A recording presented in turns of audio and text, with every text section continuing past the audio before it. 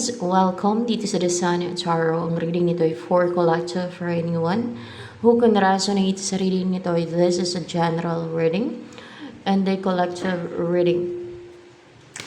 Your energy at this time.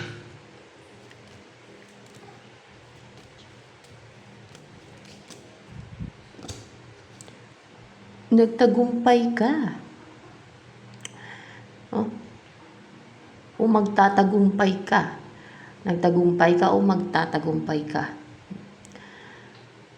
Or you are triumphant, victorious. You won, you win. Or magtatagumpay ka pa lang, ganon. Kung ano man yan. Maybe over rivals, over your enemies, over challenges, over obstacles, over blockage, over hindrances, or maybe sa lahat ng yon, manabanggit ko, over deceit and schemes of others, over evil forces. Gano'n ba? O nagtagumpay ka na magkaroon ng freedom, na ma-set free from the bondage. Ganun. Ano pa? Ang tungkol sa'yo.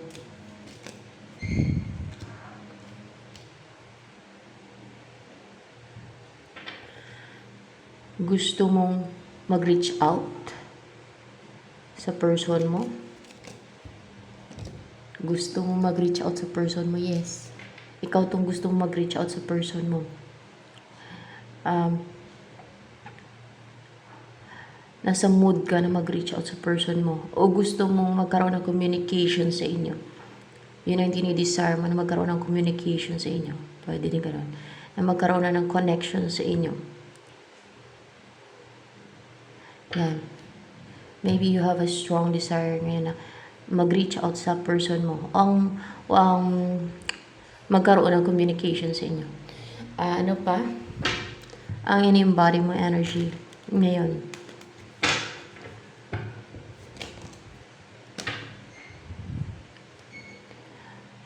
Para bang sinashoweran ka or sinashoweran? Sinashoweran ng love. Loving energies na maliwanag. Na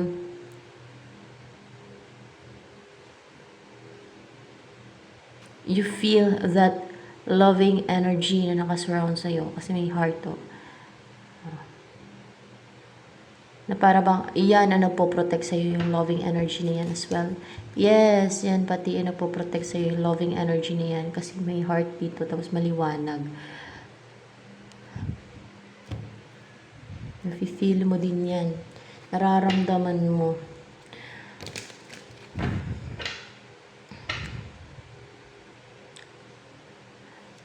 Ano yung energy ng person na yan na gusto mong magkaroon ng communication sa inyo o gusto mong mag-reach out sa kanya?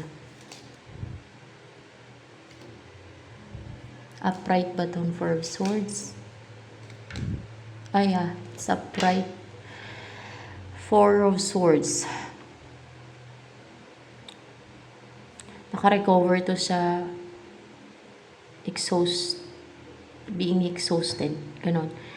Sa exhaustion. And maybe sa stress. Sa mga nangyari sa buhay niya. Na naging exhausted siya. Na na-drain yung energy niya. Na na-stress siya. Na napagod siya. Naka-recover na siya doon. And now, stable na to. Pati yung isip niya ay relax na, calm. Di ba? Pag problemado yung isang tao, ay isip ng isip, hindi matahimik yung isipan niya, hindi mapanatag. Pero ito, naka-recover na yung person mo. Panatag na yung isipan niyan. Para bang makaka-relax, makakatulog na siya ng maayos. Ayan. O mahimbing. Ibig sabihin, hindi siya stress. Calm na yung mind niya. Relaxed. Anong feelings ni Four of Swords sa'yo? Ay, dinidesire niyang bumuo ng family with you. Na magkapamilya kayo. Nabubuo kayo ng sarili niyong pamilya. Na magkaanak kayo, mamuhay kayo ng kumpleto, as well as prosperous yung maging buhay nyo, yun ang dinidesire niya. At mag-alaga kayo ng aso. May aso dyan. And masaya kayo. May respeto sa isa't isa. Mahal na mahal niyo yung isa't isa, pati anak ninyo. Malagaan ninyo ng gusto. Ayan o. At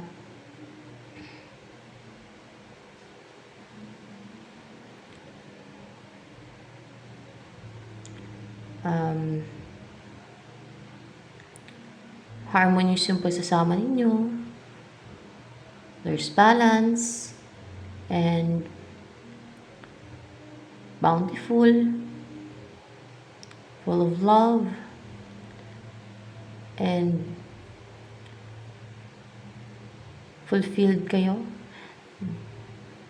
Katulad nito sa picture. No? Parang ang saya nyo lang na masaya kayong magkasama, walang problema, walang kulang.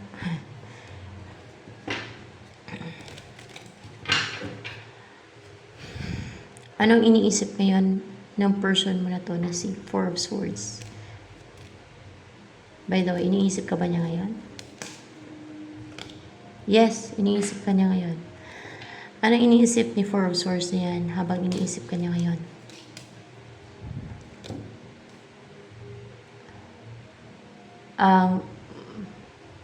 Magkabati ba kayo? Yes, ang magkabati kayo. At ang may lumayo. May gusto siyang lumayo. May gusto ba siyang lumayo? Meron, may gusto siyang lumayo. Ano yung gusto niyang lumayo? Yung mga nakipag-compete at yung mga ano yan guys. Mga nang-challenge, yung mga humaharang. Yan ang gusto niyang lumayo. Para hindi na sila... Yun ba ang gusto niyang lumayo? Yung mga nakipag-compete, yung mga humaharang, yung mga nang-challenge. Yun na nga eh. Yun na ang gusto niyang lumayo. Para mamuhay na kayo ng magkasama at matiwasay at kumpleto at masaya. Ewan ko ba, bakit may mga ganun tao? Napaka-foolish, napaka-crook. Na gusto mo kapag-compete, gusto mo challenge, para bang baliw. Yung mga ganung tao. Wala ba sa katinuan talaga yung mga ganung tao? Wala nga sila sa katinuan. Dahil ang umiiral sa kanila ay pagiging gahaman. Pagiging gahaman. May gusto silang makuha. May gusto silang angkinin. Gusto nilang kunin yun sa iba. Ganon. Kaya wala na sa katinuan. Tapos tuwang-tuwa pa sa kafulisya nila. At sa kahangalan nilang ginagawa. Tingin ko talaga sa mga ganun tao, wala sa katinuan eh. At hindi lang yun ha. May parusa pa yun afterlife sa mga ganun. Kaya, kung ako sa mga ganun, mas piliin ko yung maging mabuting tao. Yung wag maging sakim. Yung matutong makontento kung anong meron sila. At magsikap na lang sa buhay. Di ba? Sa ginagawa nila, nasisiraan pa sila ng ulo. Mapupunta pa sila ngayon sa impyerno. Tama ba? Mapupunta sila sa impyerno. Sa ginagawa nila na may ginagawa silang mga nag-challenge, may ginagawang scheme and deceit yan. May naharangan nila dahil umiiral yung kasakiman nila. Mapupunta ba sila sa impyerno sa ginagawa nila?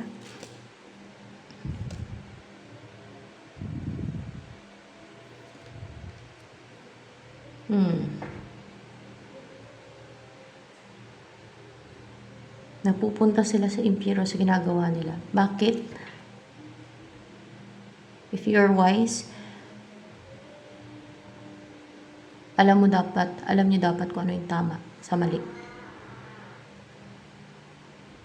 Kung ano yung makatwiran sa hindi, diba? Dahil yung ginagawa nila ay hindi talaga makatwiran yun. Kabaliwan yun.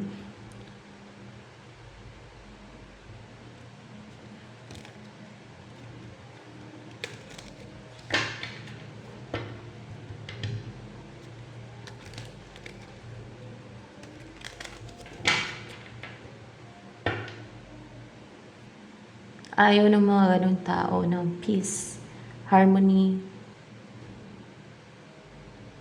Ang gusto nila yung competition. Para bang masasatisfy sila siguro sa makipag-compete. Kasi foolish, ganyan ang gawain ng mga foolish. Ma-enjoy nila yung ka-foolish yan. Oh my gosh.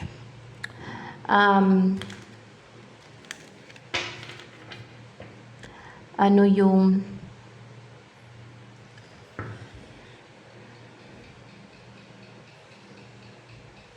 like addictions, like bisyo, na-enjoy nila. Instead na they should refrain from it, from doing it. Diba? Na-enjoy pa nila.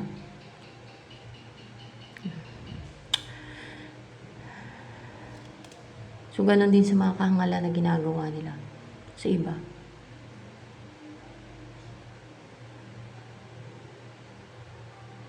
Tapos, pag na-booking, irritate yung inner demons nila na booking. Yan yung mga kadalasan na masikreto, hinahide nila yung mga ginagawa nilang patago. Kasi alam niyo kung bakit nila hinahide. Ayaw nilang madungisan. Yung takot silang mabulgar, takot silang malaman ng iba kung gaano kaitim yung budhi nila, kung gaano sila kasama, kung gaano sila ka-evil. Ayaw nilang masama o malaman ng ibang tao ang totoo. They hide the truth. But yung pinapakita nila o sinasabi nila ay kasinungalingan, manipulation, ganon.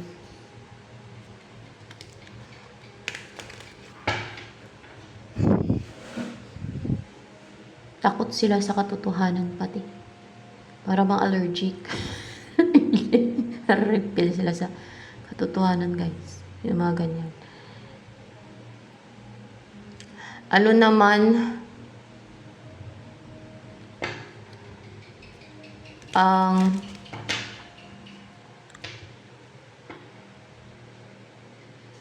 iba siguro mature pa yan sila.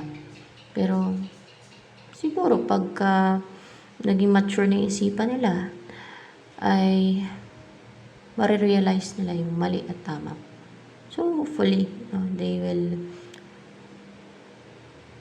be righteous or even a good person na. No? So yan. So, ano naman, ang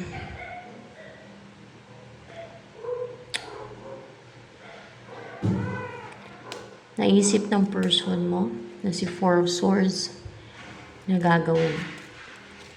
Ano kaya? Magkaroon ng rebirth, a new beginning sa inyong dalawa, mag-umpisa kayong magsama o mag-offer siya na a huge offer, magsama kayong dalawa o mag-umpisa na kayong magsama o mag-purchase ka ng house and lot. Yan, bibili ka ng bahay at lupa. Magpundar ka ng bahay at lupa. Natitirahan ninyo or investment nyo man, no? Ganon. Ano naman ang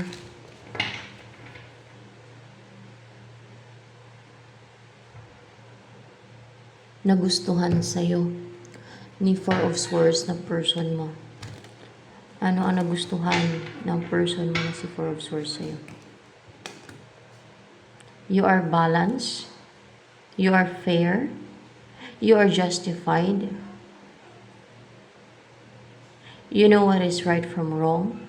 Klaro sa'yo kung ano yung tama sa mali. Marunong ka magtimbang-timbang. Kung sino yung tama, kung sino mali. Kung sinong peke, kung sino ang totoo. Kung sino ang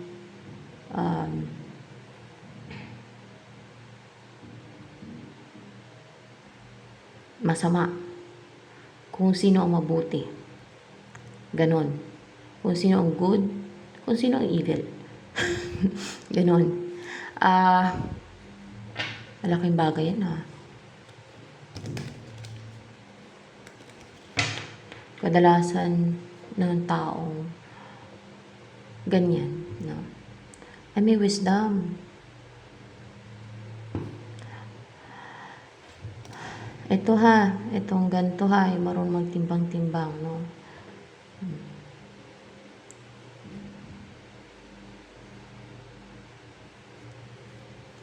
Yung iba kasi walang pakialam yan kung mali sila o tama. Kahit mali, panindigan nila yung sarili nila. Kahit mali. Kahit unfair sila. Katulad ng mga gahaman na to. Na gusto makipag-compete. Ang challenge, humadlang, marang. Gusto angkinin ang hindi sa kanila.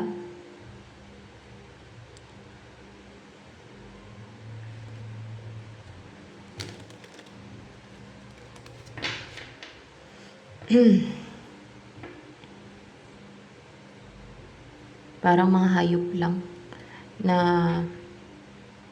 hindi nakapag-aral. Yung mga ganyang klase ng tao na hindi naturuan. Ito mga to na nakipag-agawan, na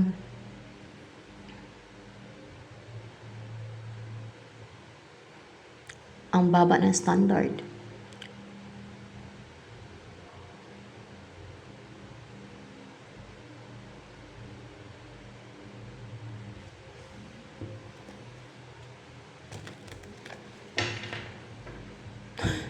Ano pa?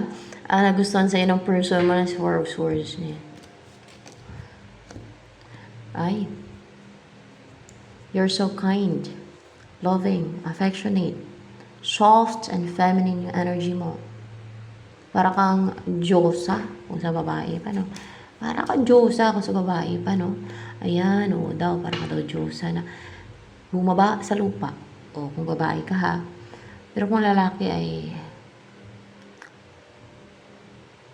parang kang Diyos na bumaba sa lupa. Parang alam mo na. Ganun ang tingin niya sa'yo. No? Ganun ang gustuhan niya sa'yo pala.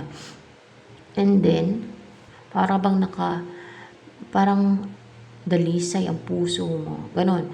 Nakaka-calm, nakaka-relax. Nakaka-heal. Comfort. Parang you're there, no? When someone is in pain, in grief. Parang gano'n na you offer helping hand. Kahit advice man yan, guidance, or any offer na makatulong ka. Kasi mabuti ang puso mo. Ganon ang taong mabuti ang puso. Hindi pretensyon, hindi masamang intensyon sa pagtulong, ha.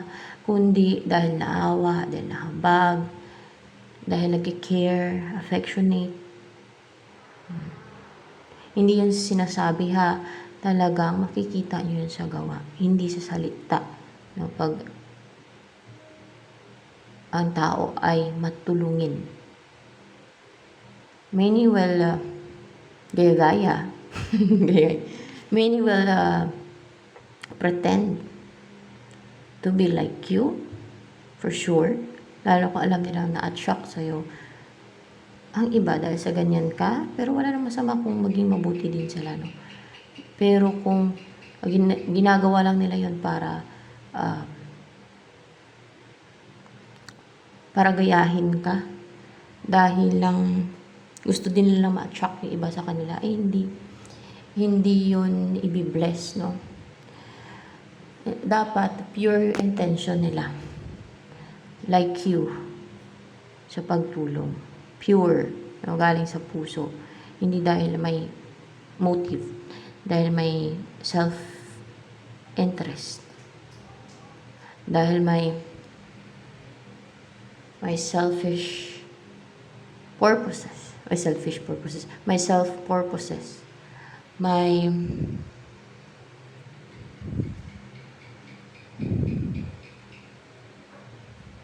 tama, may selfish purposes. Ganon. May selfish purposes. Basta para sa sarili nila. Hindi para tumulong talaga, kundi para i-praise sila ng iba, para tingin ng iba sa kanila mabuting tao. Dapat ay pure, no? Pure, galing sa puso ang pagtulong. Pure dapat.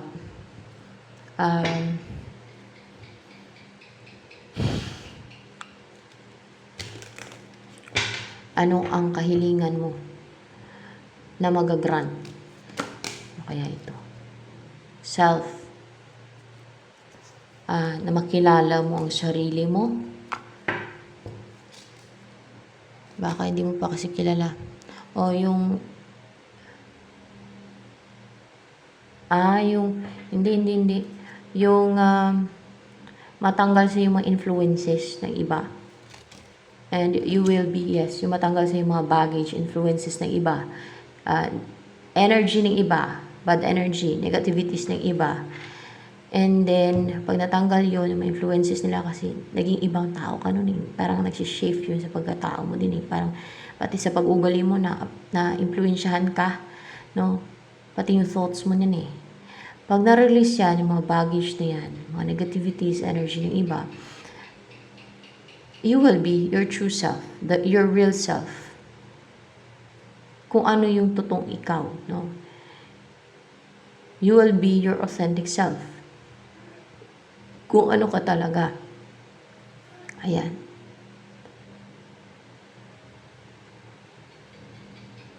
And yung guided ka ng Holy Spirit kasi may ibon dito, may dove. Uy. Ano pa ang blessing? Blessing naman sa iyo ng kalangitan. Meron bang blessing? Oh. Tingnan natin. Kung meron. Wala. Surprises. Galing sa kalangitan. Kung wala din. Ano naman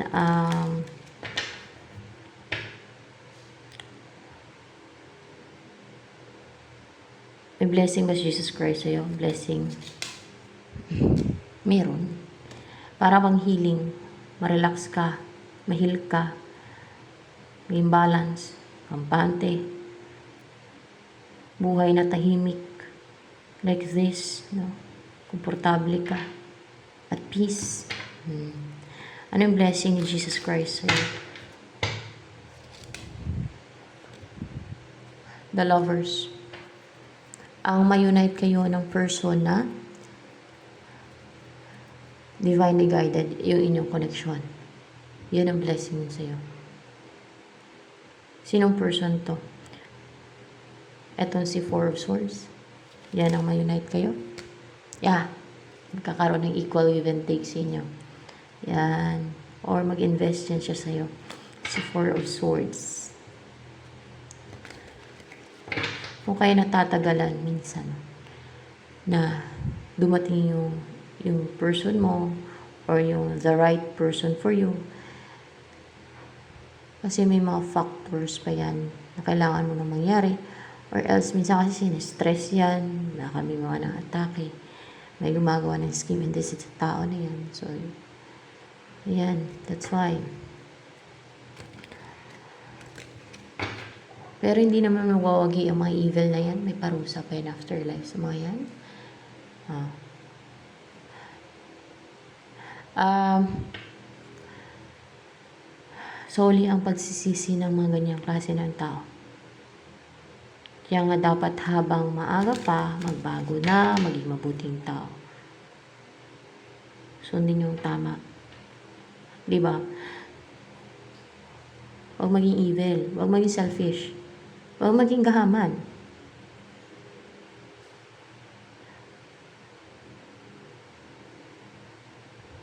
You should respect the rights of others, di ba?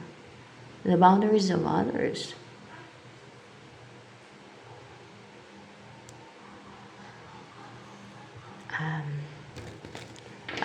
Nandito ba ngayon si Jesus Christ? Tanong na natin. Nandito daw. Kaya pala may blessing siya sa'yo. Ayan. Anong message sa'yo ni Jesus Christ? Sign of Wands.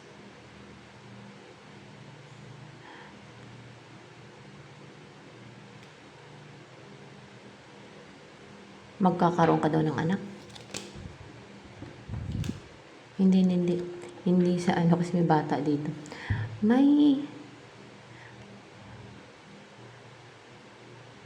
baggage si person mo. May baggage. Si person mo ba yan?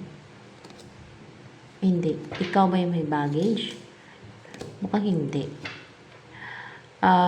Magkakaroon ka ng responsibility.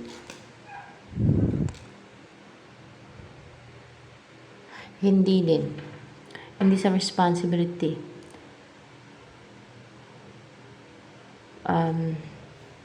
Ten of Wands, parang baggage to. Baggage, negativity. Siguro ibang tao to. Your enemy.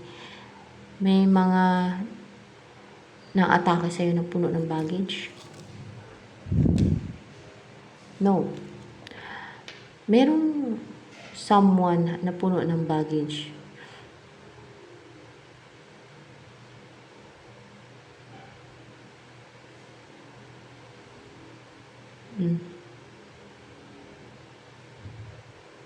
Huwag mo sigurong bitbitin ang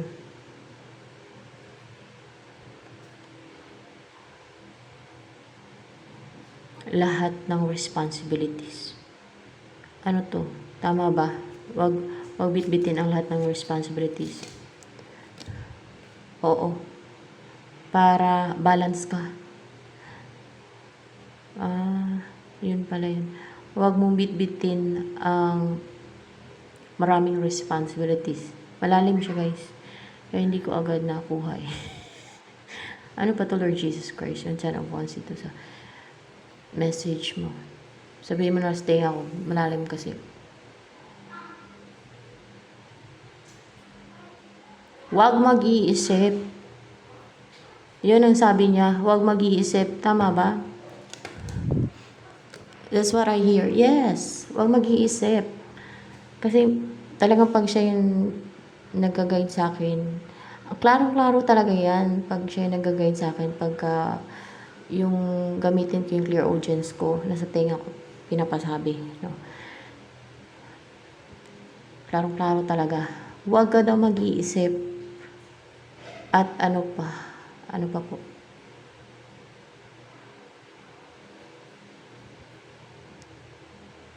Huwag magpaka-stress. Huwag mag-iisip. Kung in English pa, huwag ka mag-overthink. Yun ang nagbibigay siya ng baggage. Problema. Focus on now.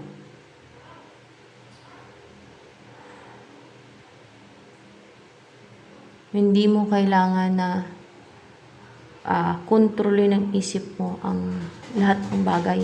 Parang gusto mong kontrolin. Tama ba, Lord Jesus Christ? That's what I hear. That's what I hear. Hindi mo kailangang kontrolin Hindi mo dapat kailangan kontrolin yung mga situation, yung mga sitwasyon ng hindi mo kailangan mag-overthink, no? So, mga ganun ba? Hindi sa, pero kailangan din yun na wag mong, hindi mo kailangan na kontrolin yung um, lahat ng bagay ng isip mo. Parang gusto mong kontrolin yung lahat ng bagay na nangyayari sa buhay mo gamit ng isip mo. Mapapagod na yung isip mo. Pero hindi daw ganon, no? Yung sagot niya, kundi wag mag-overthink. Itong meaning nito, wag mag-overthink daw, no? Wag mag-overthink. Wag mag-iisip. Para hindi ka napupuno ng baggage. Siyempre, pag mag-overthink ka, di ba? Parang bigat-bigat ng ulo mo. Kasi napapagod yun eh. Na-stress ka.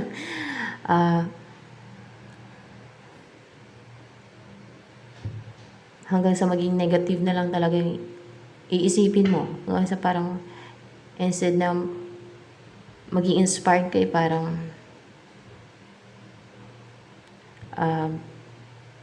ayaw mo na lang. Ayaw mo na lang i-pursue o gawin. Kasi nag-overthink ka. Para balance ka, kaya huwag ka mag-overthink. Huwag ka mag-iisip.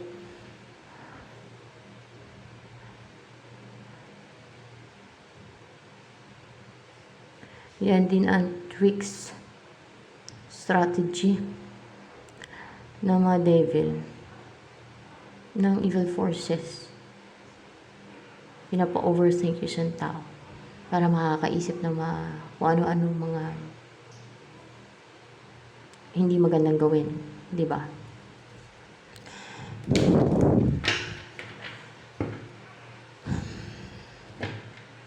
Magiging ano ka? Tingnan natin. Magiging ano ka? Magiging napaka-confident. Isa lang, tatlo eh. Self-assured. Taas noo na naglalakad. Na hindi mo iniisip yung komento, iniisip ng iba sa'yo, reaction ng iba. Makikita ng mga tao kung gaano ako confident. The real you. You're confident na ipakita yung totoong ikaw.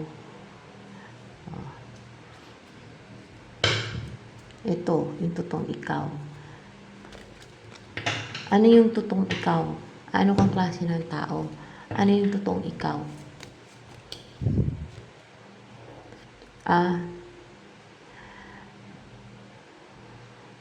Malalalim yung mga alam mo. Parang may susi ka na buksan yung hidden knowledges. Yung mga mystery, pwede din ganun. Na malaman yung mga naka-hide, yung mga nakatago, yung mga hindi alam ng iba, hindi nakikita ng iba, mga ganun. Your mind is powerful. Kasi may dragon dito. Your mind is strong. Knowledgeable ka, may malibro. At malalalim pa yung mga alam mo. Kadalasan mga hidden. Ganun. Ano pa yung totoong ikaw? Masculine, feminine. So you're whole, buo. Both feminine and masculine.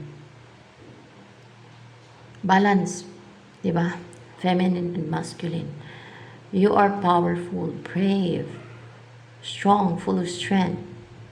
Yan ang totoong ikaw. Fiery. Confident.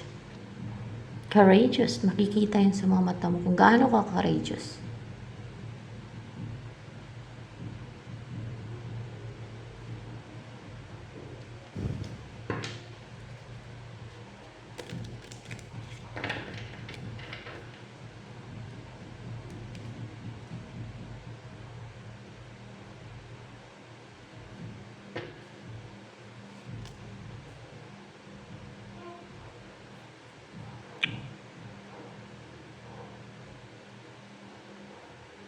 Alam niyo kung bakit hindi mabait ang kapwa ninyo kahit pakisamahan niyo. Kasi umiiral yung inggit, insecurities nila. Pinapasabi mo yun, Lord Jesus Christ. Naisip ko lang eh. Oo, pinapasabi niya daw yun. That's why. Sabi ko lang. Kasi umiiral yung insecurities at inggit nila. Bakit kailangan sabihin? So that aware yung iba. Kung magtataka sila kung bakit ganun. Lalo yung mga pure-hearted na tao. Yung mga good-natured na tao, yung mga kind-hearted. Magtataka yan kung bakit ganun eh. Lalo kung inosente pa sa mundo. Yun ang umiiral kasi iba eh. Kasi diba, the root of all evil is envy. Inggit. Yan ang root ng evil, inggit. Katulad kay Cain. Di ba? Kapatid na kapatid niya, pinatay niya dahil lang sa inggit. Oh, evil siya.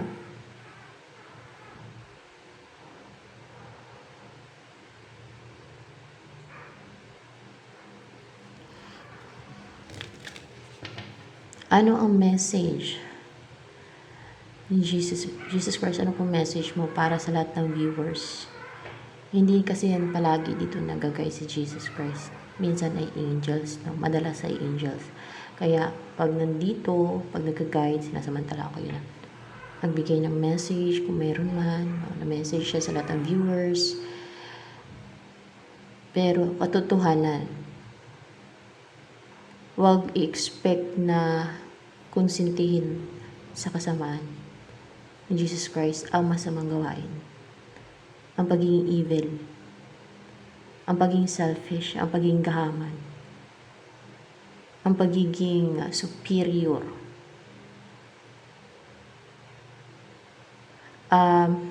O kung ano pa na masama, evil, di ba? Ano po ang message mo, Jesus Christ, sa lahat ng viewers? Sa lahat ng viewers.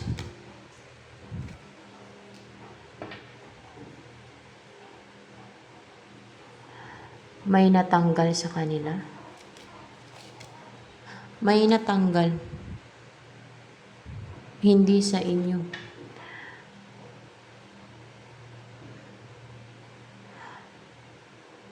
Hindi daw na may natanggal. Kundi nakawala sila. Tingnan ko Hindi.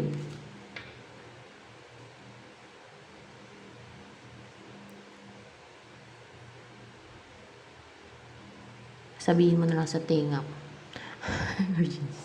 Ano tong Ace of Cups in reverse na to?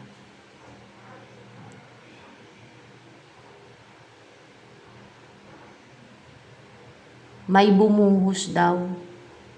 May bumuhos.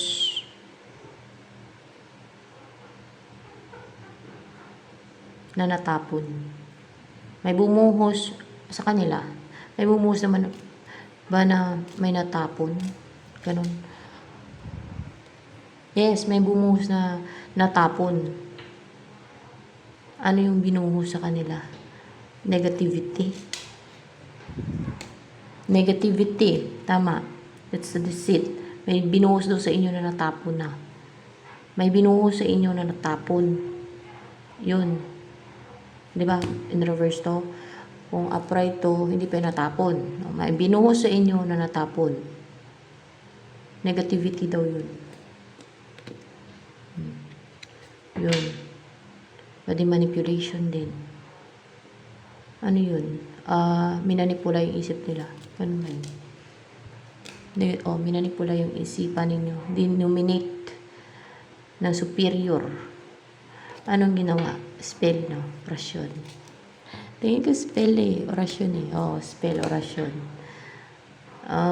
May nangontrol sa inyo. May gusto mangontrol sa isip ninyo na superior na tao through orasyon. Yun ang sinasabi ko sa inyo. Natanggal doon sa inyo. Natapon, natanggal. Parang ganun.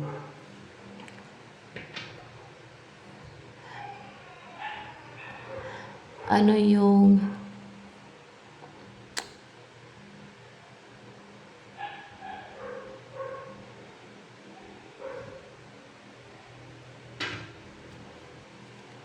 next na mangyayari sa buhay mo, sa nireadingan naman dito.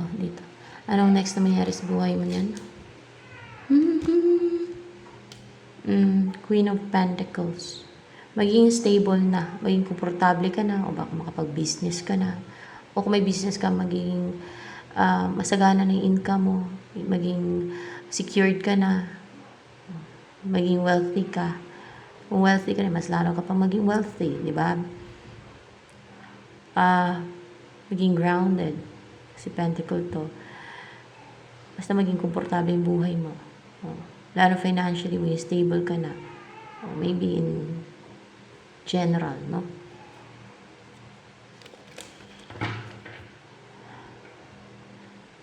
Ano ang next kaya na mangyayari sa kanila ni Four of Swords na yan? Reunion. And you will build a strong bond. Hindi na kayo maging mailap sa isa't isa, ma-reunite na kayo. Or kung sino man yung naging mailap sa inyo, kung meron man, ay hindi na siya maging mailap, maging maamo na. O maging maamo na kayo sa isa't isa, pwede din ganun. O, reunion to. Para bang magkakaroon ng celebration, you will celebrate kasi magkakasama na kayo. Ganon. Maybe with your friends, with your family, mag-celebrate kasi kayo kasi magkakasama na kayo. Yun ang next na mga mangyari. So, ano pa? By the way, this is a collective reading. So, depende kung sino ang nakaresonate dito. Knight of Cups. May mag-offer sa'yo ng cup of love. Of course, ito na yan. Yan na yan. Or maybe proposal, mag-propose yung personal, marriage proposal, ano ba. Upright ba itong hermit? Parang paano pa eh. In reverse. Hindi ka na maging, maging isolated. Maging aloof. Hindi ka na maging aloof. Or kung walang communication sa inyong person mo, magkakaroon na kayo ng communication. Wala nang gustingan. Hindi ka na magtatago sa bahay nyo. Hindi ka na maging mahiyain. Hindi ka na maging balay nun. Balay nun. Pero meron kasi talagang tao na ganun eh, na introvert kung tawagin. No? Meron din extrovert. Pero minsan kasi na-influensya lang ng mga ginagawang visit and see ng iba yung ibang tao kaya naging aloof, nag-ghosting, o ayaw kausapin yung person nila, di ba? O kaya ay clouded yung isipan, dahil may ginagawa ngayong iba katulad dito. So, maginawa sa inyo, mga viewers dito sa channel na to, may nangbuho sa inyo ng negativity, manipulation, denominate yung inyong isipan, superior na tao. Pero natanggal na yun sa inyo. Na binuhos inyo pero natapon na. Siguro tinanggal Jesus Christ. Tinanggal mo po Lord Jesus Christ? Tinanggal niya daw. Matagumpay na tinanggal niya. Ayan. Sa inyo yun.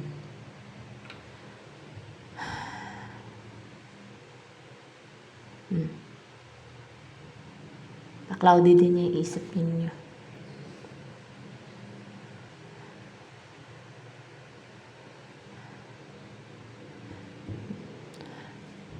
Kasi mga deceitful yun eh. May orasyon yun silang ginagamit guys. Kaya pumapasok yun sa subconscious mind nyo. Be aware of that.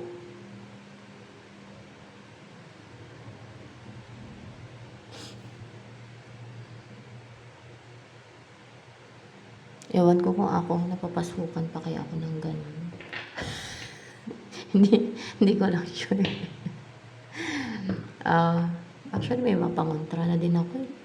Yung Diamante Negra sa tiyan, may sa tiyan ako niyan, may sa kaliwa kanan na baon. Diamante Negra.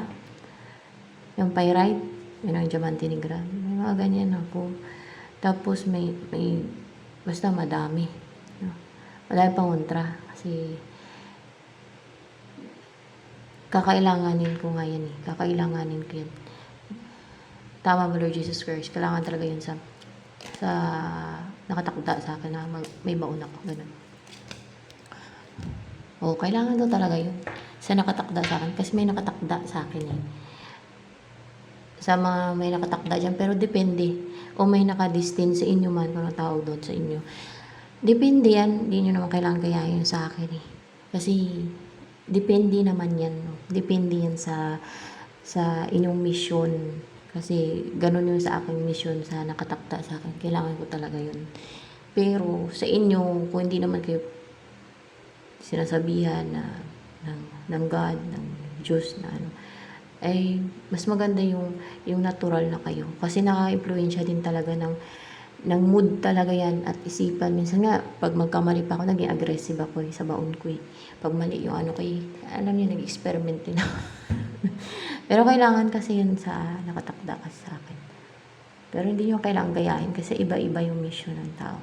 Diba? So, yan. Ano ang gustong sabihin na sa'yo pa nito, ni Four of Swords na yan? Magre-risk siya talaga. Maglakas loob siya. Maging fearless siya. O, mag-risk siya na take ng a leap of faith. Ayan. May purso ka para mag-succeed na. Ayan, mag-succeed na ma-unite na kayo ng Holy Spirit. Ayan, kunwari itong person, may ikaw to. O, pwedeng twin flame mo ng person mo. So, ayan. Ito na lamang for collective reading.